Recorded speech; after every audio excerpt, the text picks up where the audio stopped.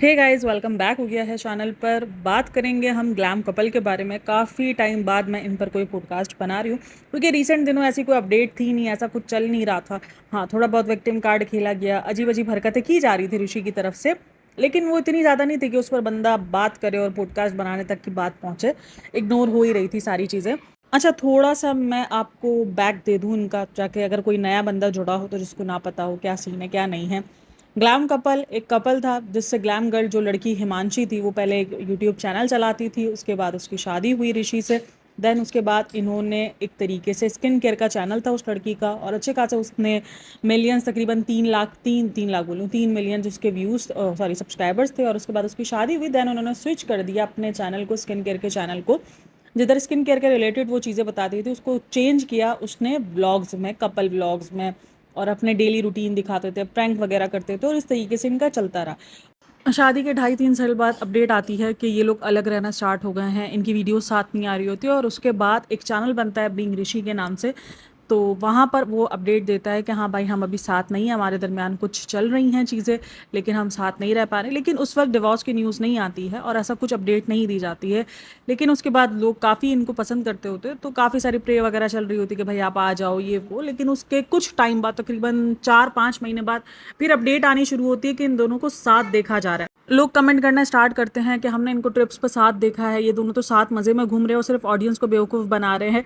और उसके तकरीबन 15-20 दिनों बाद ही इनकी एक वीडियो आती है जहाँ पर ये लोग ये बताते हैं कि हमारे दरमियान दोबारा पैचअप हो गया है और हम जो है वो दोबारा से क्यूटो शूटो और इस तरीके के ये ड्रामेबाजी करना शुरू कर देते हैं। मतलब इतना ज़्यादा फेक कपल लगना शुरू हो गया था ना ये, मतलब इतना ज़्यादा क्यूटो मोटू। और अगर आप उनके व्लॉग्स देखोगे तो आपको काफ़ी प्रॉब्लमेटिक फील होंगे। देखो, वो व्लॉग्स भले लोगों को लगते थे कि ऋषि इसमें बहुत प्यार जताता है, ये करता है वो करता है, जबकि ये प्रॉब्लमेटिक लगते थे। इस दरमियान दोनों के दरमियान जो अंडरस्टैंडिंग का मसला था वो साफ दिखता था कि दोनों इतने ज़्यादा अंडरस्टैंड नहीं है। जब भी इन्होंने कोई प्रैंक्स वगैरह किए हैं तो उसमें दोनों की रियल साइड, खास करके हिमांशी की, बड़ी अजीब से निकल कर आती थी। और हिमांशी जो है वो शायद खुश नहीं लगती थी व्लॉगिंग वगैरह से। और ये काफ़ी लोगों ने बहुत बार ऑब्जर्व किया था उनके अलग होने से पहले ही कि शायद हिमांशी इन सब चीज़ों से खुश नहीं है। लेकिन फिर भी चीज़ें चल रही थी, वो क्यूटो शूटो निकल कर आता है। फिर उसके बाद तकरीबन 5-6 महीने चीज़ें ठीक रहती हैं और उसके बाद दोबारा से अलग की न्यूज़ आती है और दोनों सेपरेट हो जाते हैं। उसके बाद स्टार्ट होती है कंट्रोवर्सी। अच्छा, हिमांशी की तरफ से काफ़ी डिग्निटी को मेंटेन किया गया था, काफ़ी हिमांशी ने कभी भी आकर सामने से बोला नहीं, कुछ भी नहीं किया।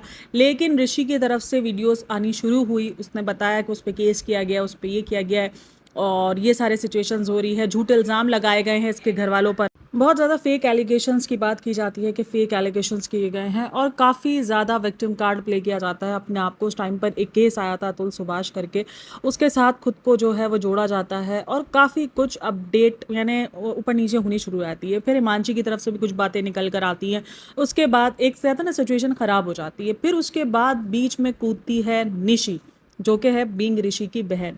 उसकी बातें, वो बातें निकालती है कि उसके बॉयफ्रेंड्स थे, ये थे वो थे, उसके कैरेक्टर की पूरी धज्जियाँ उड़ा दी जाती है। सोशल मीडिया पर एक एक कमेंट को रिप्लाई दिया जाता है, और उसके बाद फिर पता नहीं कुछ ऐसा ऊपर नीचे होती हैं चीज़ें कि वो कमेंट्स डिलीट करती है। अच्छा, इन्होंने बड़े खुलेआम जो है वो इस चीज़ को प्रमोट किया हुआ होता है, दूसरी जो लड़कियां जो मतलब चीटिंग को बड़े अच्छे से प्रमोट किया हुआ होता है, जस्टिफाई किया होता है। और वहीं पर उसकी एक क्लिप बहुत ज़्यादा वायरल हो रही होती है, और उस क्लिप को मैं अपने चैनल पे भी लगाती हूँ, जिसके बाद वो स्ट्राइक भी सेंड करती है। तो ये सारे ड्रामेबाजी होती है। इस सारे ड्रामेबाजी के अंदर जो एक चीज़ थी, काफ़ी लोग हिमांशी को गोल्ड डिगर और इस तरीके की बंदी बोलना शुरू करते हैं, और उसको बहुत ज़्यादा कुछ अजीब अजीब बातों से बोलना शुरू कर दिया जाता है। अब देखो, इसके केस में ना सब कुछ खुल के नहीं आया है, यानी कौन राइट है। देखो, अपने टाइम पर तो मैं इतना जानती हूँ कि ऋषि अपने आप को सही बोलेगा और हिमांशी अपने आप को सही बोलेगी। दोनों में से अपनी गलती कोई भी नहीं मानेगा कि मैं गलत नहीं हूँ, मैं गलत नहीं हूँ। मे भी गलती दोनों की है, रिश्ता दोनों से ही नहीं संभला, अंडरस्टैंडिंग दोनों से ही नहीं हो सकी। लेकिन एक तरीके से ये हुआ कि हिमांशी जो है वो अपनी डिग्निटी को मेंटेन रख रही थी, लेकिन ऋषि से वो चीज़ ना हो सकी। ऋषि ने उस चीज़ को पूरा कैश करवाया है, एक एक चीज़ को उसने कैश करवाया। इतने टाइम से भी ये victim card day by day खेलता रहा है कि मुझे केस के लिए यहाँ जाना पड़ रहा है, यहाँ पर हायरिंग हो रही है, यहाँ पर ये हो रहा है, यहाँ पर वो हो रहा है, मुझे जो है वो इतना शहर छोड़ के जाना पड़ता है बार बार। और उसने बड़ा विक्टिम कार्ड खेला। अच्छा, शहर छोड़ना, जब उसको केस के लिए जाना होता है तो उसको बड़ा गुस्सा आता है, और बड़ा ही इसके खर्चे होते हैं, और इसके अलावा ये घूम फिर रहा है इतना टाइम से तो उसके खर्चे नहीं हो रहे। अजीब ही किस्म का बंदा रहा है। खैर, प्रॉब्लमैटिक तो मुझे ये भी लगा है, और खैर उसके बाद काफ़ी जगहों पर हिमांशी भी लगी है। सबके अपने अपने इश्यूज़ रहे हैं, दोनों ही शायद अंडरस्टैंड नहीं कर पाए अपने रिश्ते को, और दोनों से ही अपने रिश्ता नहीं संभाला गया। और उसके बाद ऋषि से तो बिल्कुल ही नहीं संभाला गया। ऋषि को काफ़ी लोगों ने कहा कि वो मामास बॉयज़ भी है, और वो इस चीज़ को प्राउडली कहता भी है कि मैं हूँ मामाज़ बॉय। मामाज़ बॉय होना कोई बुरी बात नहीं है। अपने माँ बाप का अगर आप हक रखते हो, अपने माँ बाप की इज्जत करते हो, वो कहीं से कोई बुरी बात नहीं है। लेकिन आप अपने माँ बाप के चलते हुए एक जो लड़की लाए हो उसको जलील करते हो, उससे भी यही डिमांड करते हो कि तुम भी ऐसी ही रहो जैसा मैं रहता हूँ, वो चीज़ पॉसिबल नहीं होती है। आने वाली लड़की है, उसको टाइम देना पड़ता है, सारी चीज़ें होती है। अंडरस्टैंड, देखो सीधा सिंपल है, रिश्ता आपका अंडरस्टैंडिंग पर ही चलता है। अच्छा, सबसे बड़ी चीज़ जो इनकी रही थी कि इन्होंने ही बताया था, तकरीबन ना काफ़ी जगहों पर इन्होंने चीज़ डिस्क्लोज़ की थी कि इनकी अरेंज मैरिज टाइप हुई है, लेकिन बाद में पता चलता है कि इनकी लव मैरिज है। तो ये सारी चीज़ें भी इनकी बड़ी रही हैं। और इस दरमियान कल आता है केस अपडेट, और जहाँ पर ये बताता है कि भाई अब फाइनली हम दोनों की डिवोर्स हो चुकी है। उसके बाद लोगों की बहुत सारी सिचुएशन रही है, आपने कितनी एलिमनी दी है, क्या दिया है।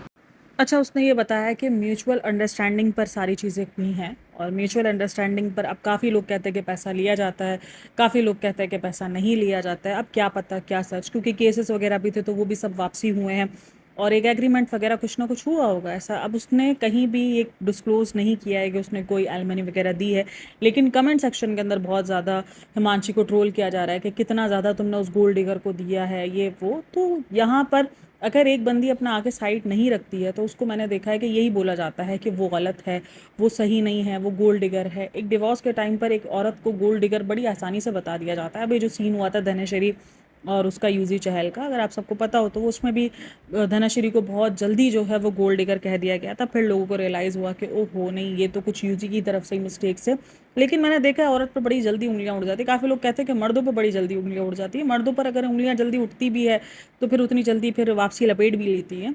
तो ये सारा सीन है। लेकिन उस पर गोल्ड डिगर और कितना तुमने पे किया है उसको, ये सब बताओ। तो अगर एक इंसान आकर अपने सोशल मीडिया पर आपको सब कुछ बता रहा है, उसका मतलब ये नहीं है कि वो राइट है, और सामने वाला इंसान अगर खामोश है या वो आपसे कुछ नहीं शेयर कर रहा। हर इंसान अलग तरीके से, और जहाँ तक उसकी नेचर देखी गई है, काफ़ी लोगों को ये फील होता है कि जो हिमांशी है उसका ना मूड नहीं है, वो उस किस्म की नहीं है कि उसकी पब्लिक लाइफ, उसकी प्राइवेट लाइफ को पब्लिक में डिस्कस किया जाए। वो थोड़ा सा रहती है झिझक में, ये हमेशा देखा गया है। अभी भी जब उसकी डिवोर्स वगैरह हो गई है, अब व्लॉगिंग के ऊपर उसने स्विच किया है, लेकिन अभी भी अगर आप देखो तो वो प्रॉपर व्लॉग्स वगैरह अपलोड नहीं कर पाती है।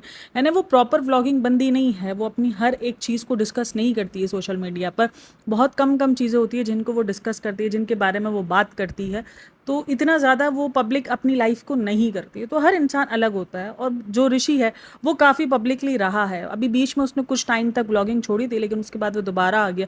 अभी भी रिसेंट उसकी अम्मी के साथ फ्रैक्चर हुआ था, तो उसकी अम्मी के ऊपर भी काफ़ी लोगों ने सिंपैथी, मतलब हर जगह सिंपैथी लेने का ट्राई करता है कि मैं पहुंच नहीं पाया, मैं छोड़ के चला गया। तो लोगों ने यही बोला कि फिर तुम छोड़ के क्यों गए?